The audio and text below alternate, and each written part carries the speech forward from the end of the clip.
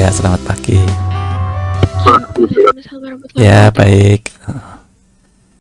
Dari video yang saya buat kemarin, itu kira-kira ada yang salah nggak? Ada yang merasa salah gitu nggak?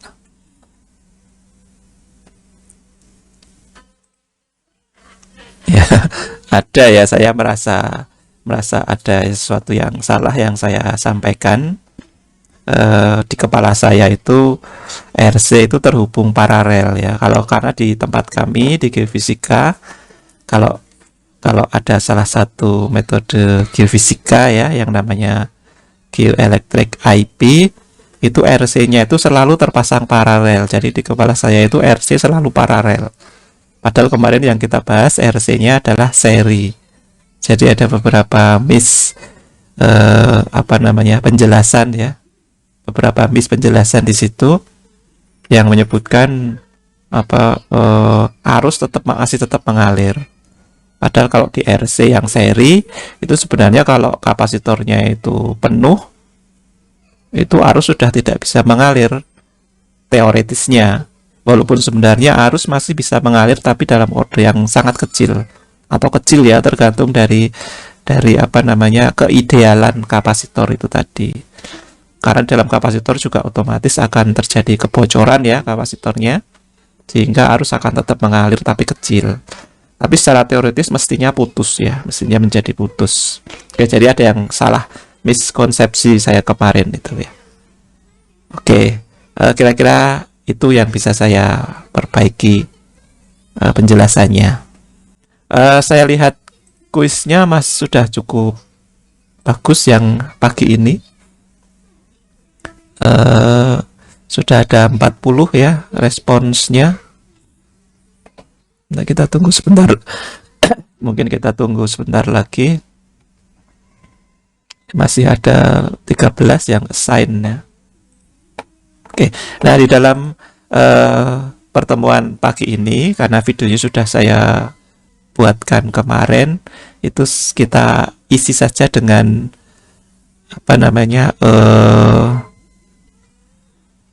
summary ya, kita isi dengan summary. Jadi mungkin kalian bisa melihat dari profil pic saya ya, itu di summary kita mulai dari week 3, 4, 5, berarti kita akan memberikan summary untuk 3 week ya, sambil kita nanti menunggu teman-teman kalian yang belum menyerahkan kuisnya. Jadi sebenarnya ada latihan juga yang nanti akan saya pasang di Elok ya. Saya pastikan bahwasanya soal-soal yang untuk kalian sebagai kuis itu akan keluar di UTS ya. Tapi tidak semuanya. Jadi dari kelas ini ya beberapa dari soal kuis itu akan keluar di UTS. Ya, saya biasanya semacam itu. Jadi soal-soal kuis itu akan saya keluarkan di UTS. Makanya jawabannya biasanya masih saya gantung begitu ya, sehingga kalian bisa mencari dengan sendirinya. Oke. Untuk yang kuis ini itu ada 2 mahasiswa yang benar semua, nilainya 10. Ada 6 mahasiswa yang benernya 9, ada 3 mahasiswa yang benernya 8, ada 9 mahasiswa yang benernya 7, ada 13 yang 6, 5 yang 5, 3 yang benernya 4, 1 yang benernya 3, dan 1 yang benernya 2. Tidak ada yang benernya 1. Jadi titik tengahnya ada di bener 6 ya. Padahal ini soalnya cukup simpel ya, menurut saya cukup mudah begitu, tidak sulit karena tidak ada perhitungannya kelihatannya ya, tidak pakai perhitungan ya, semuanya hanya pemahaman saja ya. Jadi di dalam soal fisika tidak semuanya adalah hitungan,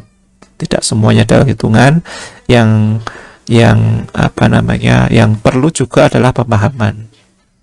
Ya, pemahaman. Jadi bagaimana memahami soal dan menjawab kira-kira jawaban yang pas itu yang bagaimana. Oke, nanti saya rilis skornya ya yang ini ya. Oke, kita masuk ke summary.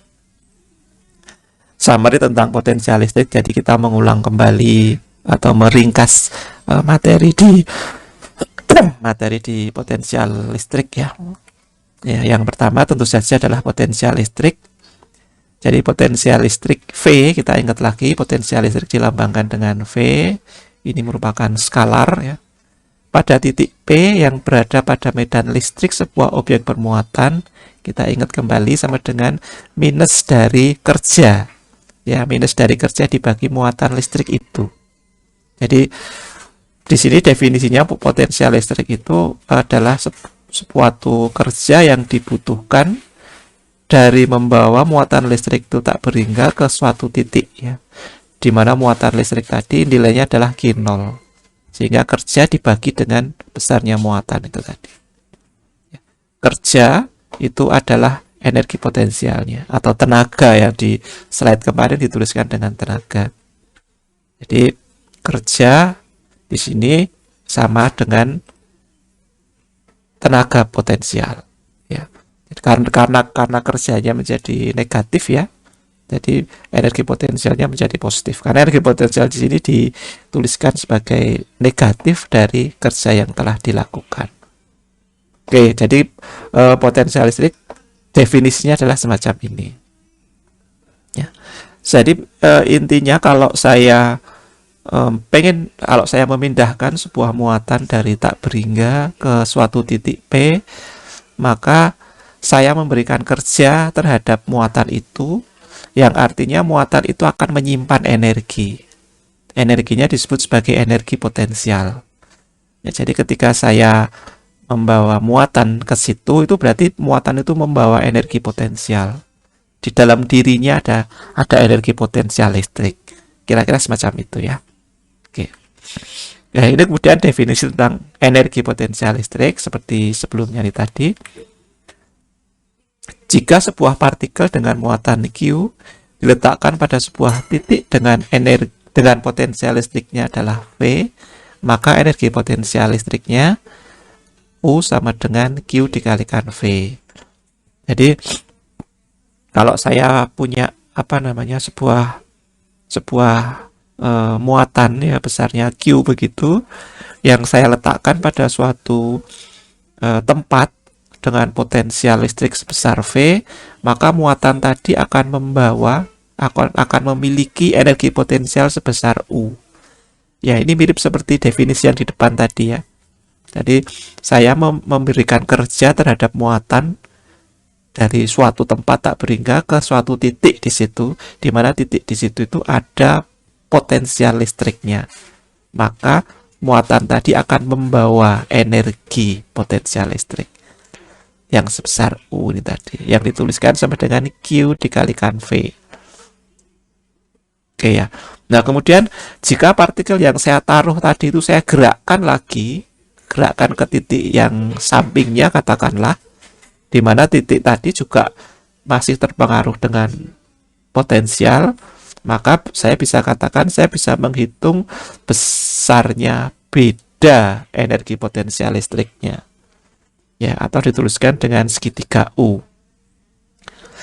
Segitiga U ya, tentu saja besarnya adalah besarnya Q, besarnya muatan yang kita pindah tadi, yang berpindah tadi, dikalikan dengan beda dari potensial di mana muatan tadi berada.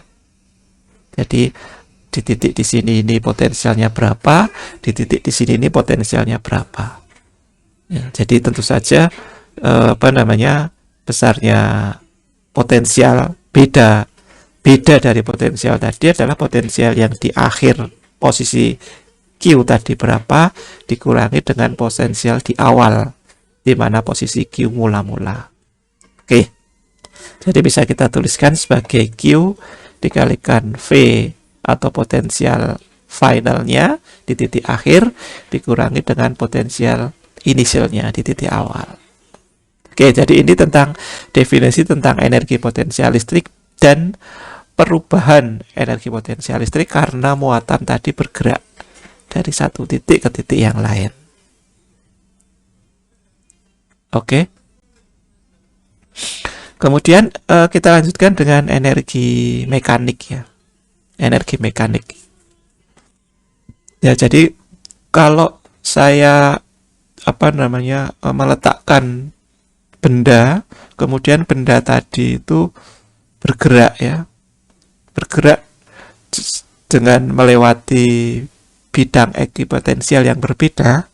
Jadi misalkan saja saya punya bidang ekipotensial 1 di sini ya, kemudian yang bidang ekipotensial 2 di sini, maka kalau saya pindahkan dari satu titik ini ke titik yang lain yang punya beda potensial, maka akan ada energi ya, energi mekanik ya, akan ada energi mekanik yang muncul di situ ya, akan ada energi mekanik yang muncul.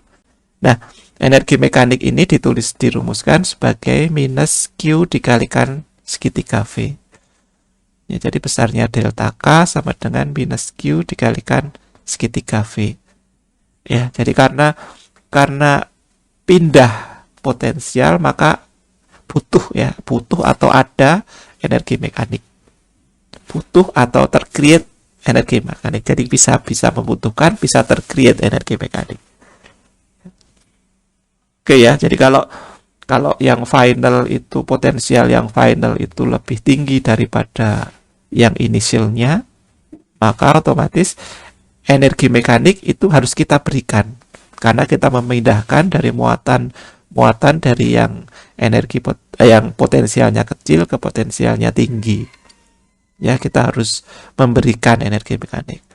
Tapi sebaliknya, jika muatan tadi berpindah dari potensial tinggi ke potensial rendah, maka energi mekaniknya akan dimiliki oleh muatan itu. Begitu ya. Oke. Kemudian jika ada gaya yang diterapkan dan memberikan kerja, maka tentu saja energi kinetiknya jadi jumlahan energi yang diberikan ya. Jadi energi yang terjadi maupun diberikan sebelumnya ditambah dengan energi tambahan atau WAP ini ya, W applied ya, atau kerja yang diaplikasikan. Oke, kemudian kita kaitkan dengan energi mekanik dan energi potensial. Jadi kita bisa mengasumsikan bahwasanya pada kasus khusus dengan perubahan energi kinetiknya sama dengan 0, kerja dari gaya yang diterapkan hanya melibatkan gerakan dari partikel yang lewat di beda potensial. Oleh karena itu, WF sama dengan Q delta V atau Q segitiga V. Ya, dengan catatan bahwasanya energi mekaniknya kita anggap sebagai 0. Tentu saja kerja yang terjadi atau kerja yang kita berikan akan sama dengan energi yang muncul tadi. Tapi karena energi yang muncul kita abaikan, maka WF-nya akan sama dengan Q segitiga V. Oke ya. Nah, kemudian di sini juga muncul definisi tentang ekipotensial. Ekipotensial adalah suatu tempat-tempat ya di mana besarnya potensial itu adalah sama. Jadi di sembarang titik kalau potensialnya misalkan didapatkan 1 volt begitu ya, semua tempat yang nilai potensialnya adalah 1 volt itu disebut sebagai ekuipotensial. Biasanya bidang namanya ya, bidang ekuipotensial. Ya, jadi besarnya potensialnya itu sama di seluruh bidang itu.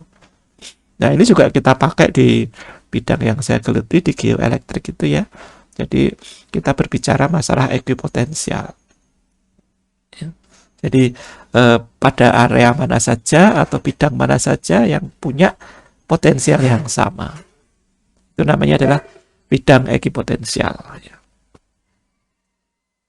Oke. Nah, dari sini dari delta K tadi kita bisa tunjukkan bahwasanya kerja yang dilakukan untuk berpindah dari bidang ekipotensial yang satu ke yang lainnya seperti yang saya sebutkan sebelumnya tadi itu tidak bergantung dari lokasi posisi awal akhir dan bagaimana bentuk lintasannya. Jadi lokasinya tidak berpengaruh asalkan berada pada satu bidang ekipotensial ya. Misalkan ini bidang ekipotensial 1, ini bidang ekipotensial 2. Yang ini lebih besar daripada yang ini. Maka otomatis eh, kerja yang terjadi dari bidang ekipotensial 1 ini tidak peduli posisinya, ya, dan yang berpindah ke bidang ekipotensial 2 tidak peduli juga posisinya dan tidak peduli lintasannya, mau muter-muter begini atau direct gitu. Itu apa namanya, energinya yang terjadi atau kerja yang terjadi itu bukan merupakan lintasan, fungsi lintasannya atau fungsi posisinya, asalkan dia masih berada di bidang ekipotensial. Oke, begitu maksudnya, semacam itu ya. Ini yang disebut sebagai energi konservatif ya, atau gaya konservatif. Kemudian kita bisa menghitung potensial dari medan listrik ya. Jadi beda potensial dari dua titik I dan F itu bisa dihitung merupakan minus dari integrasi ds ya. Ini persamaan yang umum dipakai ya. Jadi beda potensial sama dengan minus integrasi dari medan listrik sepanjang lintasannya. Dengan integral diterapkan sepanjang lintasan. Jika integrasi mengalami kesulitan, dapat dipilih lintasan yang berbeda sehingga lebih mudah. Karena apa? Karena tidak tergantung lintasannya tadi. Ya, jadi beda potensial dari dua bidang ekipotensial itu tidak tergantung dari lintasannya. Lintasannya bebas, sehingga kita bisa memilih lintasan yang paling nyaman ya. Yang paling nyaman. Jadi misalkan dianggap dipilih sebuah medan, sebuah potensial inisialnya sama dengan 0, maka kita bisa mendapatkan V-nya sama dengan integral E.ds ya, negatifnya.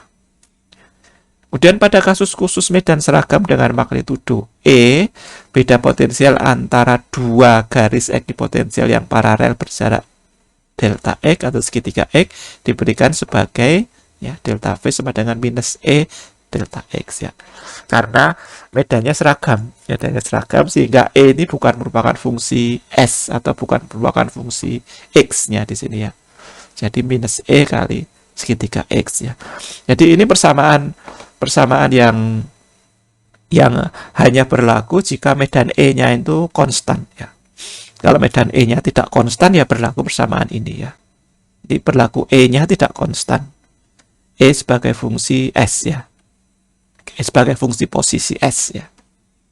Oke, jadi ini persamaan untuk E konstan jadi semacam ini. Ya.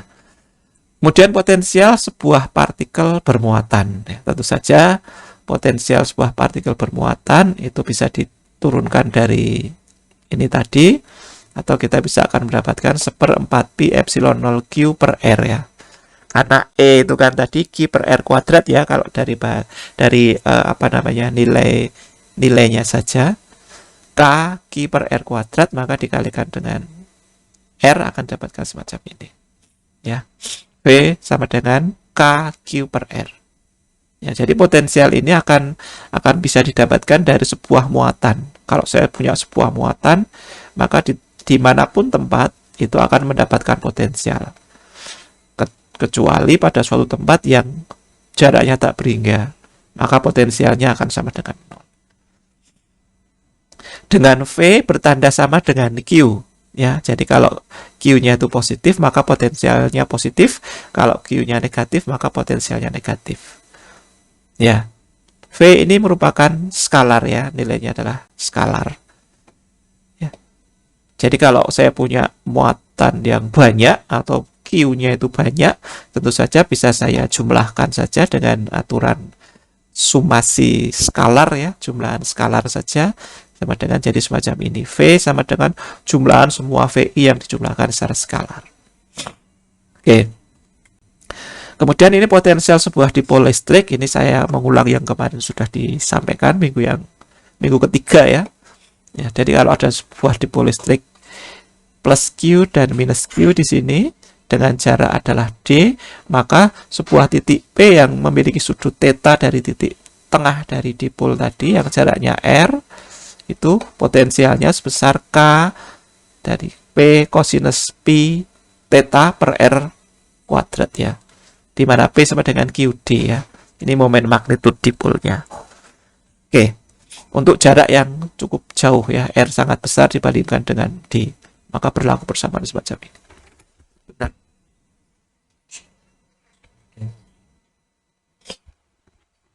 Nah, kemudian potensial untuk benda yang bermuatan atau terdistribusi kontinu, tentu saja kita bisa mengambil persamaan dari sebelumnya ini tadi. Tetapi karena distribusinya kontinu, maka Q itu merupakan kontinu berdistribusi ya. Seginya cukup banyak dan terdistribusi secara kontinu di suatu benda begitu, maka kita bisa integralkan dQ per R. Jadi adalah integrasi semua elemen Q di seluruh benda yang kita ingin tinjau. Kalau bendanya adalah konduktor, maka hanya Q sisanya atau Q netnya hanya di surface saja. Sehingga integrasinya adalah integrasi surface ya, terhadap jarak R dari suatu titik P di sini nih misalkan. Oke, jadi ini adalah rumus potensial untuk benda yang terdistribusi, muatannya terdistribusi kontinu. Oke. Nah, kemudian di kebalikannya kita bisa menghitung E dari V dari kebalikan yang persamaan ini tadi. Kalau ini V dari E, integrasinya tentu saja kalau E dari V, diferensialnya, kebalikannya ya. Tapi tanda minusnya tetap masih. Komponen E pada arah sembarang S merupakan negatif diferensial potensial terhadap jarak pada arah tersebut. Ya, jadi E sama dengan minus dV per ds. E ini pada arah S tentu saja ya, karena bisa jadi E pada arah X, E pada arah Y, E pada arah Z itu bisa berbeda karena diferensialnya juga berbeda ya. Apalagi kalau potensialnya itu bentuknya tidak sembarang begitu ya, potensialnya asal karena distribusi muatannya random di situ ya, jadi potensialnya random juga, maka nilai ES-nya akan berbeda-beda sebagai fungsi arah diferensialnya atau gradien diferensialnya. Jadi kalau kita pakai arah XYZ di koordinat kartesian, maka kita bisa punya EX, EY, dan EZ di sini. Ya, tentu saja kalau E-nya adalah seragam, ya kita bisa pakai langsung bersama semacam ini. Ini bisa langsung beda potensialnya saja. Jadi tidak diferensial, karena diferensial itu artinya gradien tapi dalam orde yang kecil. Kalau delta ini atau segitiga ini itu ordenya besar boleh ya. Kalau yang ini itu artinya ordenya kecil, jadi perubahan potensial kecil dari perubahan kecil ds, perubahan kecil jarak ya. Oke ya, jadi ini biasanya untuk fungsi yang kontinu ya. Tetapi kalau E-nya itu konstan, maka kita dapat persamaan sederhana semacam ini. Oke, dan tentu saja S adalah tegak lurus bidang ekipotensial V. Ya, jadi kalau saya punya bidang ekipotensial begini nih, ya, maka otomatis E-nya adalah ya, arahnya ke sini nih. Ya, tegak lurus. Oke. Kemudian kita lanjut lagi ke energi potensial dan potensial listrik ya. Energi potensial listrik dari sistem partikel bermuatan adalah sama dengan kerja yang dibutuhkan untuk membawa muatan dari tak hingga ke sistem tersebut. Jadi seperti yang disampaikan tadi ya. Jadi kalau saya membawa muatan dari tak hingga ke situ, maka titik muatan yang saya bawa tadi itu membawa energi potensial listrik. Ya, membawa energi potensial listrik. Karena besarnya U atau W tadi sama dengan P dikalikan Q ya, P dikalikan Q maka kita bisa mendapatkan seperti ini ya. Jadi energi potensial dari sistem itu tadi sama dengan K Q1 Q2 per R kuadrat. Nah, ini konsepnya sama dengan gaya ya, sama dengan gaya listrik dari dua material. Oke, jadi energinya akan setara seperti ini. Nah, kemudian pada potensial konduktor bermuatan itu berlaku di seluruh bagian konduktor termasuk di dalamnya memiliki potensial yang sama. Oke, ya, dari seluruh bagian termasuk di dalamnya potensialnya adalah sama. Kemudian di dalam konduktor tidak terdapat medan listrik dari kajian sebelumnya. Kemudian medan listrik net di permukaan konduktor berarah tegak lurus permukaan. Oke ya, ini sifat-sifat dari sebuah potensial dari sebuah konduktor. Oke, kemudian ini yang summary yang kedua adalah summary tentang kapasitansi, kapasitor ya. Jadi kapasitor adalah komponen kelistrikan yang terbuat dari dua plat konduktor yang terisolasi dengan muatan plus Q dan minus Q.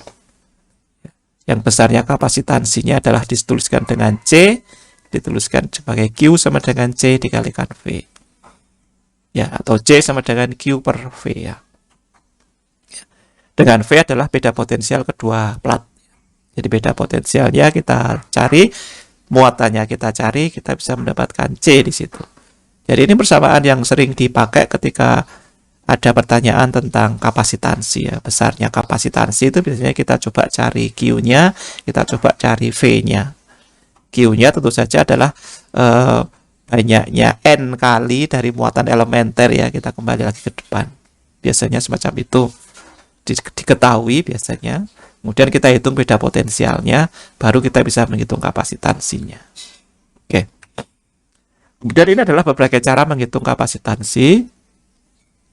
Yang seperti yang saya sampaikan tadi, langkah-langkahnya adalah asumsikan muatan Q terdapat pada kedua keping plat ya. Kedua keping plat terdapat Q.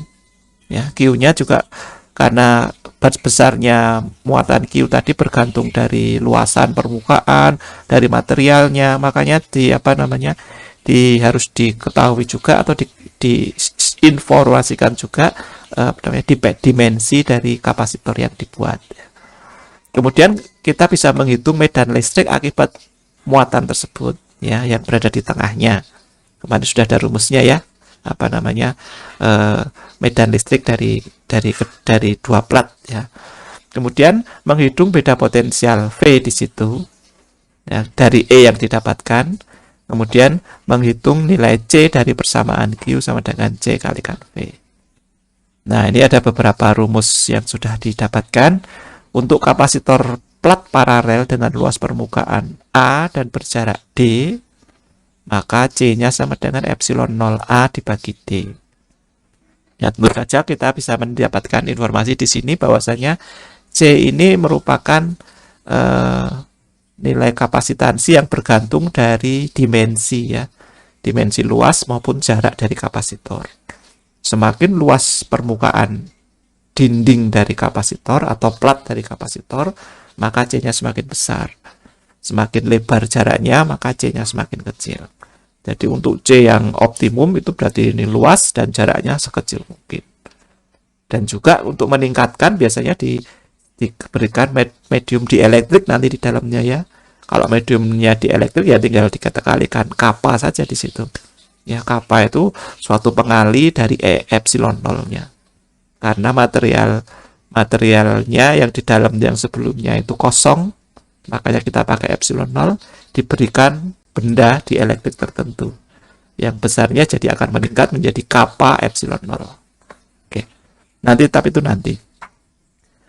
Kemudian untuk kapasitor yang bentuknya silinder, yang panjangnya L dan jejari dalam adalah A dan jejari luar adalah B, dari semacam ini ya, bisa kalian bayangkan.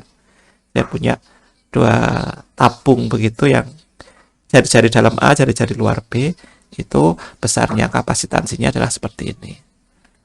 Ya. Kemudian kalau kapasitornya itu bentuknya bola, ya, dengan di dalam jejari A yang di luar jejarinya B adalah semacam ini. Oke ya. Kemudian hubungan kapasitor. Jadi kapasitor seri dan kapasitor paralel. Nah, tentu saja jadi langsung perumusannya, kalau kapasitor paralel ya dijumlahkan saja secara linier begitu ya, besarnya kapasitansinya. Kemudian kalau yang terhubung secara seri ya dijumlahkan sepernya. Ya. Jadi kita bisa menghitung kapasitas ekivalen, akan lebih memudahkan pekerjaan ya, karena kita bisa menggabungkan dua kapasitor atau lebih dengan cara mengkaji hubungan seri maupun paralelnya. Kapasitas ekivalen ini digunakan untuk rangkaian yang tersusun paralel, seri atau keduanya. Jadi bisa disederhanakan dulu. Oke.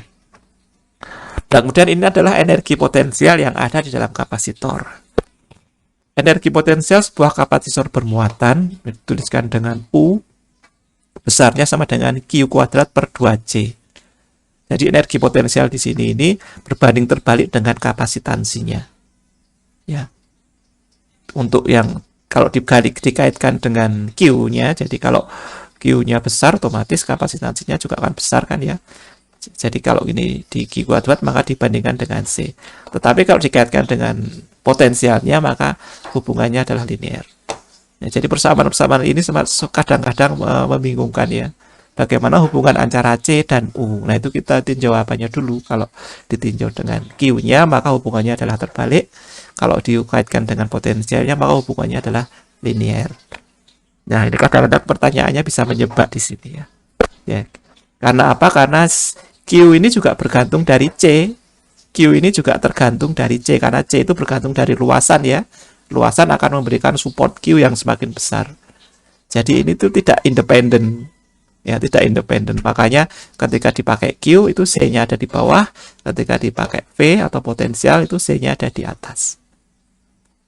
Oke ya, jadi apa namanya kalau ada pertanyaan seperti itu harus hati-hati ya. Nah, energi potensial ini adalah besarnya kerja yang dibutuhkan untuk memuati kapasitor. Energi ini dikaitkan dengan medan listrik E dengan mengganti V kuadrat itu tadi. Ya, kita bisa membicarakan U ini dengan E. Ya. Kemudian jika ditambahkan bahan dielektrik di antara keping kapasitor, maka kapasitansi akan meningkat kappa kali. Ya. Kappa ini dikenal dengan konstanta dielektrik. Ya.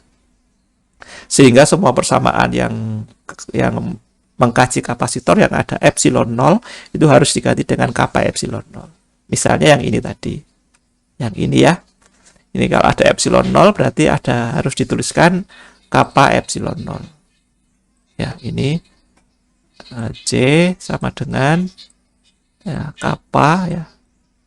Kappa ini epsilon 0 dikalikan A dibagi D ya. Oke ya. Jadi ini ada kappanya di sini nih. Ya, semuanya ini juga ada kappanya ya, dikalikan kappa. Ini juga dikalikan kappa. Kalau ada dielektrik di tengahnya. Bagaimana kalau elektriknya 2? Ya dijumlahkan saja. Kappa 1 sama kappa 2. Oke ya, kalau ada 2, ada 3, ada 4 ya dijumlahkan saja. Ya, sesimpel itu. Oke. Kemudian ini selanjutnya adalah summary tentang arus dan resistansi. Ya, di week 4 ya. Arus ya kita definisikan awalnya dengan arus.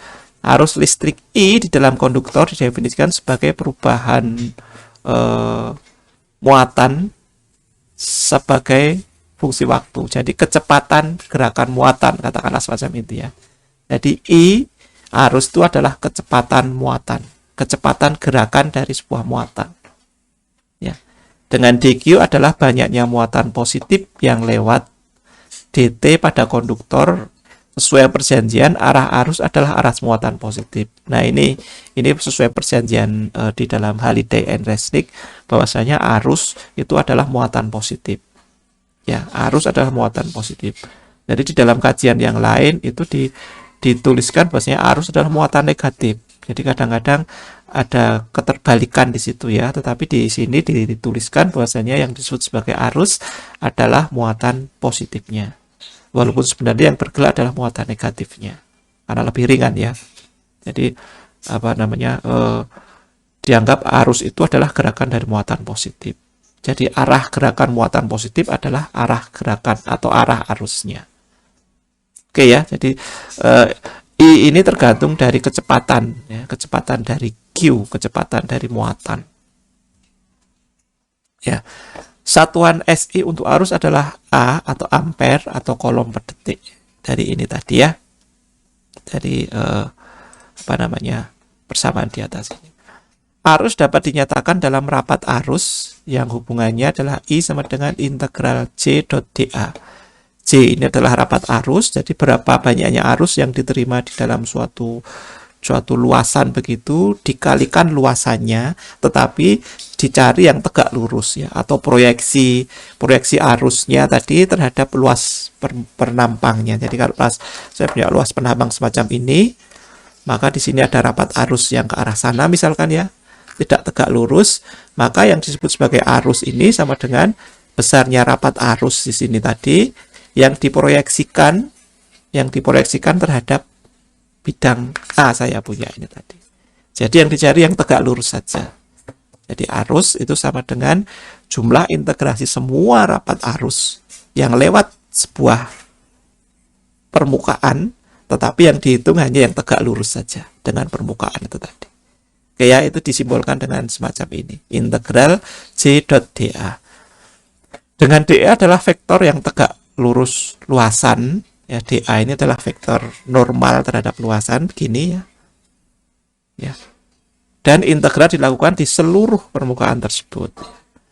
J memiliki arah yang sama dengan kecepatan gerak muatan jika muatan positif dan berkebalikan jika muatan negatif. Jadi arahnya searah dengan I ya, J ya. Atau searah dengan muatan positif. Kemudian diinformasikan pada week 4 kemarin ada kecepatan drift pembawa muatan. Jadi bisa saya tunjukkan kemarin, saya infokan kemarin seperti halnya kita naik kereta yang cepat, di mana kita ya, kereta lambat saja ya, kereta lambat di mana kita bermain sepak bola di dalam kereta itu tadi. Jadi ada antar muatan itu bergerak cepat satu sama lain, tetapi semua muatan itu bergerak karena adanya medan E ya, bergerak seperti gerakan kereta api ya. Jadi di dalam gerakan kereta api itu kita bermain sepak bola di dalamnya. Jadi muatan tadi bergerak ya, sesuai gerak Brown istilahnya ya, gerak acak di dalam muatan tadi, di dalam sistem itu, tetapi semuanya bergerak ya, yang gerakannya lambat sekali ya, dalam order 10⁻5 meter per detik ya. Oke.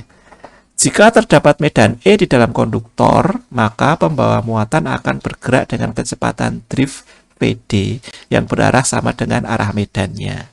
Jadi kalau ada arah medan ke sini, maka semua muatan ini walaupun di dalamnya itu bergerak acak begitu ya, itu akan bergerak pelan-pelan ya, karena adanya E ini.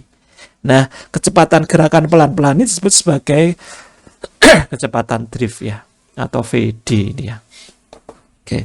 Jadi kecepatan drift ini dirumuskan sebagai J dibagi dengan NE. Ya, NE adalah densitas muatan pembawanya. Densitas yang ada di sistem itu. Jadi besarnya sama dengan rapat arus di dalam konduktor itu dibagi dengan densitas pembawa muatannya. Oke ya. Kemudian ada resistansi ya. Resistansi atau hambatan disimbolkan dengan R. R sama dengan V per I. Ya, ini definisinya. I di sini adalah arus ya. Dengan V adalah beda potensial kedua ujung konduktor dan I adalah besarnya arus. Satuan hambatan adalah ohm. Ohm. Kemudian dikenal nama hambatan jenis atau resistivity dan konduktivitas atau conductivity. Ya, seperti saya sampaikan sebelumnya bahwasanya hambatan jenis ini adalah suatu sifat kelistrikan intrinsik dari suatu material yang bukan merupakan fungsi dimensi dari material itu tadi. Kalau R ini masih merupakan fungsi dimensi, tetapi ρ ini sudah bukan merupakan fungsi dimensi. Ya, ρ dituliskan sebagai E per J. Ya, besarnya medan listrik yang ada di dalam material itu dibagi dengan rapat arusnya. Oke. Resistansi terkait material dapat dirumuskan seperti ini, atau ρ-nya bisa dapat dirumuskan juga semacam ini. Bisa dibolak-balik ya. Kemudian di situ juga dijelaskan dulu tentang semikonduktor dan superkonduktor ya. Semikonduktor adalah material yang memiliki sedikit elektron. Jadi sifatnya seperti isolator ya, dia bisa mengalirkan tapi dalam jumlah yang sedikit. Namun bisa berubah menjadi konduktor jika ditambahi atau didoping dengan atom lain. Jadi ini bisa menjadi semacam gate ya. Dalam rangkaian listrik menjadi gate. gate on off gitu dalam yang apa namanya bisa di-guide dari dopingnya yang diberikan. Kemudian superkonduktor adalah material yang akan kehilangan semua hambatannya pada suhu yang sangat rendah. Ya, jadi di presentasi dulu sudah disampaikan pada suhu yang sangat rendah itu hambatannya bisa mendekati nol. Tetapi riset-riset sekarang ini itu pengen dicari sebuah material superkonduktor yang bisa bekerja dalam suhu yang apa ruangan kalau bisa ya. Yang suhu tinggi ini sudah ada risetnya, masih berjalan. Kemudian yang suhu ruangan ini yang belum didapatkan. Jadi mestinya materialnya adalah material yang bukan natif ya, tapi material yang hasil rombakan atau hasil proses nanopartikel begitu ya, sehingga didapatkan suatu material baru yang punya sifat superkonduktor. Karena kalau kita punya suatu material yang hambatan dalamnya itu nggak ada atau superconducting ini, itu kita bisa memberikan satu beda potensial sekali saja. Kita pasang baterai sekali, maka di dalam satu kumparan itu akan ada arus yang mengalir terus-menerus, tidak akan berhenti. Ya, tidak akan berhenti. Jadi tidak perlu adanya tidak perlu adanya beda potensial lagi, dia akan mengalir terus-menerus. Oke ya. Oke, kemudian di week 6 ya, week 6 ya, tentang rangkaian ya. Itu kita masuk diawali adalah EMF atau GGL ya, kita sebut sebagai GGL, Electromotion Force atau gaya gerak listrik. Adalah komponen kelistrikan yang mampu menjaga beda potensial antar ujung-ujungnya. Jika dW adalah kerja untuk mendorong muatan positif dari kutub negatif ke kutub positif, maka GGL dituliskan sebagai dW per dg. Ya, ini setara dengan V tadi ya, setara V tadi dW per dg. Satuan EMF atau GGL adalah volt. EMF ideal tidak memiliki resistan di dalamnya, sedangkan EMF real memiliki hambatan di dalamnya. Ini tadi ada soal seperti ini ya, yang namanya ideal dan real ya, ideal dan real. Kalau yang namanya ideal itu tidak punya hambatan dalam, tetapi yang real punya hambatan dalam. Beda potensial antar dua terminal bernilai sama dengan tegangan EMF jika tidak terdapat arus yang mengalir di kedua terminal tersebut. Ya, jadi kalau saya punya baterai begitu, maka beda potensial antar kedua kutub di baterai tadi itu sama dengan tegangan internal dalam baterainya. Tetapi kalau saya hubungkan ke rangkaian, maka ada arus yang mengalir, itu menunjukkan EMF-nya sudah berbeda. EMF-nya sudah berbeda dengan potensial yang dihasilkan ya, karena ada arus yang mengalir. Oke, kira-kira semacam itu. Kemudian di bab itu juga menganalisis rangkaian yang ada aturan begitu ya. Beda potensial dari R pada arah arus bernilai minus IR. Nah, ini kita ikutin aturannya Halliday saja ya. Yang dari aturan yang kemarin itu bisa karena sebenarnya sama saja ya, dibolak-balik sama saja. Tapi ini aturannya jadi semacam ini. Beda potensial dari R pada arah arus itu nilainya adalah minus IR. Jadi kalau kalian membuat arus perkiraan begitu, itu besarnya potensial ketika arus pada arah arus itu tadi, itu nilainya adalah minus IR. Jadi beda potensial adalah minus IR. Sedangkan pada kebalikannya itu ada aturan hambatan. Kalau arusnya itu Anda asumsikan berbeda dengan arah arus yang sebenarnya, itu adalah IR plus ya. Ini aturan hambatannya. Kemudian untuk aturan EMF, kalau beda potensial EMF yang searah arus itu bernilai plus, sedangkan yang berkebalikan bernilai minus ya. Jadi yang potensial yang keluar atau arusnya itu keluar dari kutub positifnya, itu di potensialnya kita anggap positif. Kalau arus itu keluar dari kutub negatifnya, kita anggap negatif. Oke ya, jadi aturan ini harus dipakai dua-duanya, tidak boleh salah satu ya. Kalau yang atas ini berarti yang bawah harus ikut Tapi bisa sebaliknya, kalau yang atas itu yang positif, yang bawah harus sebaliknya juga. Oke ya. Kemudian hukum kelestarian energi akan menyebabkan dua aturan ya, kok A saja, dua aturan, yaitu adalah aturan loop dan aturan percabangan. Ya.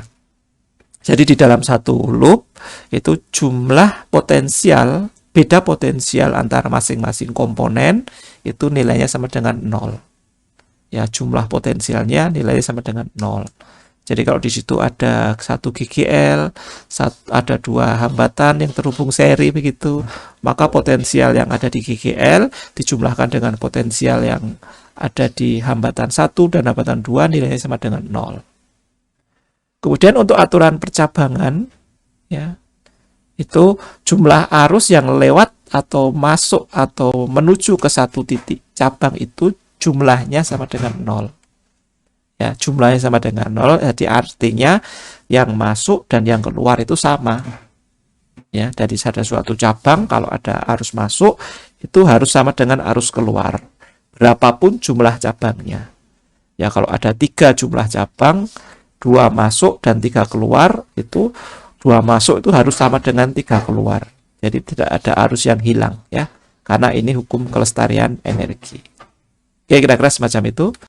Kemudian untuk rangkaian loop yang tunggal, jadi rangkaian loop yang single begitu, ya, ini kita lihat dari EMF-nya dulu, sebuah rangkaian yang terdiri dari EMF dengan hambatan dalam R, jadi saya punya EMF dengan hambatan dalam R, jadi EMF tadi atau GGL tadi, itu terhubung seri dengan hambatan dalam R, dan sebuah hambatan R besar di luar sistem itu tadi, maka arusnya semacam ini.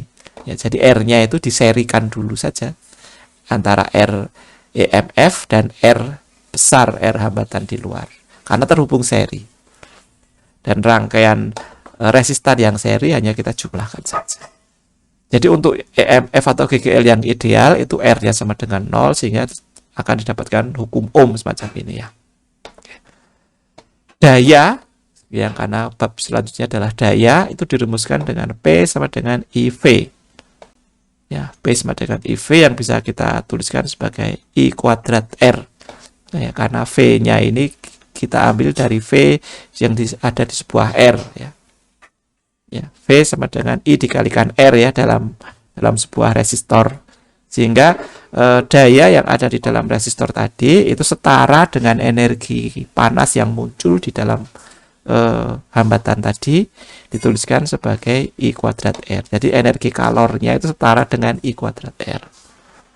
Nah, sedangkan pada baterai itu IV karena V-nya sama dengan epsilon ya, sama dengan GGL internal dari baterai itu, maka P GGL atau daya GGL dari baterai sama dengan I dikalikan GGL-nya.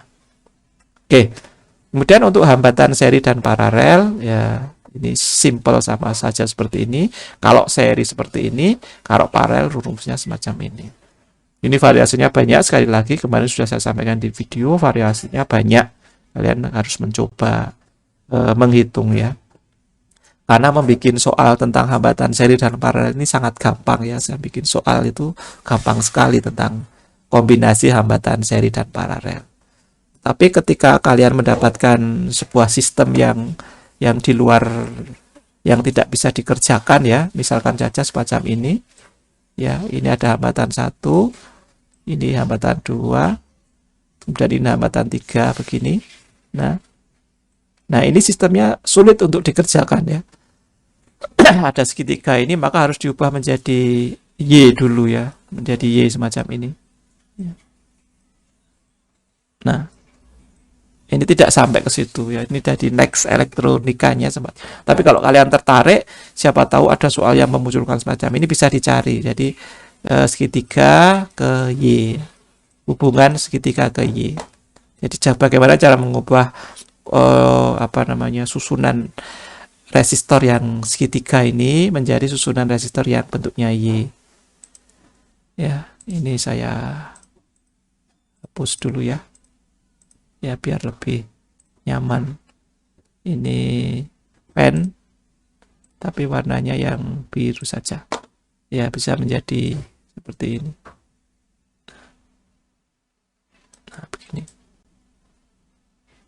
Nah, Y-nya yang ini ya. Jadi yang segitiga menjadi yang biru. Ada rumusnya, silahkan dicari sendiri. Kemudian untuk rangkaian RC dari yang kemarin sudah saya sampaikan dalam video, rangkaian RC itu tentu saja adalah rangkaian yang isinya adalah GGL, R, dan C yang terhubung secara seri. Oke, dari sini kita bisa menghitung bahwasanya muatan di dalam kapasitor itu akan naik begitu ya. Naik pada level tertentu sebesar CE. Jadi muatan maksimum dari sebuah kapasitor itu C dikalikan GGL yang diberikan. Oke ya, jadi kapasitansi dikalikan GGL yang diberikan. Di mana nilai CE sama dengan Q0 ya, atau ini Q0 atau dari hukum kesetimbangan muatan ya. Kemudian di situ dikenalkan juga yang tau di sini, ini bukan T ya, ini tau, sorry, ini ini T benar ya, waktu ya. RC-nya ini yang disebut sebagai tau. Tau ini dikenal sebagai konstanta waktu kapasitif ya. Jadi barusan dikuiskan dan ternyata ada yang salah juga meninjau tau ini ya di dalam rangkaian RC. Ya, jadi tau ini adalah konstanta waktu kapasitif, di mana jika tau ini sama dengan RC, maka itu adalah waktu di mana kalau dalam proses pengisian itu kapasitornya sudah penuh. Ya, sudah penuh. Besarnya RC di situ menentukan waktu pengisian kapasitor. Ya. Nah, selama pemuatan kapasitor, I-nya itu akan merupakan fungsi ini. Ya, merupakan fungsi ini di mana I itu akan meluruh terus sehingga menjadi mati ya, menjadi stop. Ya, menjadi stop. Oke, ini kalau idealnya semacam itu. Kemudian selama discharging itu Q-nya di kapasitor tadi akan meluruh dan I-nya juga akan meluruh. Ya, Q meluruh, I akan meluruh. Oke ya, tapi dari sisi kebalikannya ya. Jadi kalau kita mencas muat kapasitor plus dan minus di sini, arusnya ke sana, maka ketika discharge itu arusnya jadi kebalikannya ke arah sana. Oke, jadi ini I-nya jadi minus ini ya. Oke, kelihatannya seperti itu summary yang bisa saya sampaikan pada pagi hari ini. Mungkin ada yang mau didiskusikan, jadi silahkan dipelajari lagi dan belajar soal-soal yang ada di Haliday ya, karena soal-soal UTS itu ada yang menghitung, ada yang levelnya agak tinggi, ada yang levelnya rendah dan coba hafal saja. Jadi sama-sama punya level yang bervariasi, tetapi nilainya sama. Jadi levelnya yang tinggi dan levelnya yang rendah itu nilainya sama, sehingga lebih bijak ketika kalian mengerjakan yang rendah dulu levelnya, kemudian yang tinggi-tinggi belakangan. Oke, kira-kira seperti itu yang bisa saya sampaikan pada pagi hari ini. Kalau tidak ada yang ditanyakan, saya cukup. Ya, silakan, Mas Faris. Apakah nanti summary-nya dikirim ke? Iya, ini videonya saya upload lagi, kemudian PPT-nya ya, PPT-nya. Oh ya, yang summary kemarin belum ya? Oke, nanti saya kirim Mas summary-nya ini. Gampang ya. Jadi summary ini merupakan rangkuman, jadi inti dari kuliah fisika dasar itu. Jadi kalau untuk extended-nya bisa kalian cari-cari sendiri yang terkait dengan itu. Tapi intinya materinya adalah itu. Oke ya, tebal tipisnya materi tergantung dari penyajinya ya, tergantung dari penyaji. Oke, kira-kira seperti itu yang bisa saya sampaikan. Kalau tidak ada pertanyaan lagi, saya cukupkan sampai sekian. Sampai di sini, silahkan bersiap-siap untuk kuliah selanjutnya. Terima kasih. Assalamualaikum warahmatullahi wabarakatuh.